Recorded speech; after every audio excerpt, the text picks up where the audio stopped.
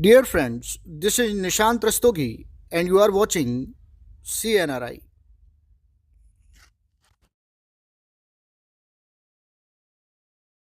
अब इस क्वेश्चन को सॉल्व करते हैं। क्वेश्चन आपसे कह रहा है कि उस विकिरण की ऊर्जा ज्ञात कीजिए जिसकी तरंग दैर्ध्य 350 गुणे 10 की घात -9 मीटर है।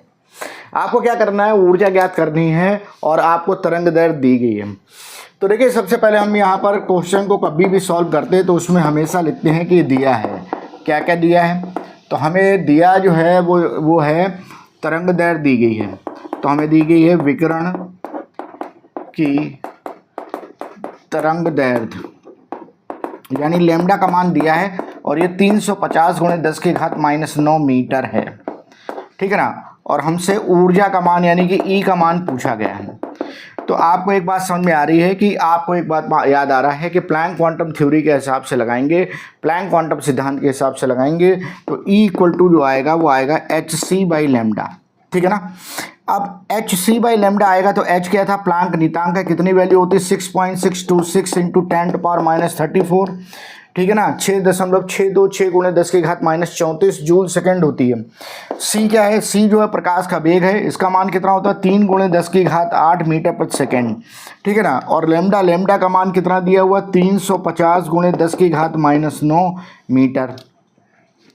अब इसको सॉल्व कर लो तो ये आ जाएगा 6.6 हमने इसको ले लिया, गुणे हो जाएगा 3 और बटे हो जाएगा तुम्हारा 350। ठीक है ना। और गुणे ऊपर जरा देखो तो ऊपर में क्या क्या आएगा, तो ऊपर 10 की घात -34 है।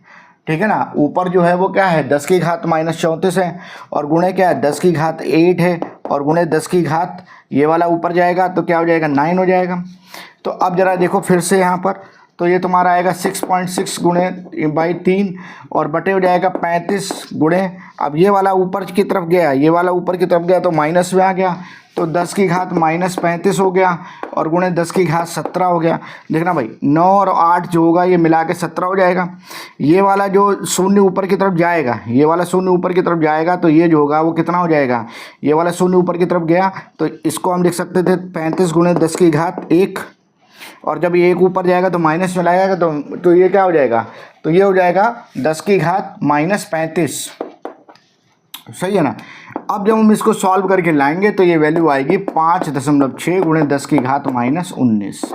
ठीक है ना। तो इतना जूल जो आएगा वो मान आ जाएगा। तो इस तरह से इस क्वेश्चन को हम सॉल्व कर लेंगे।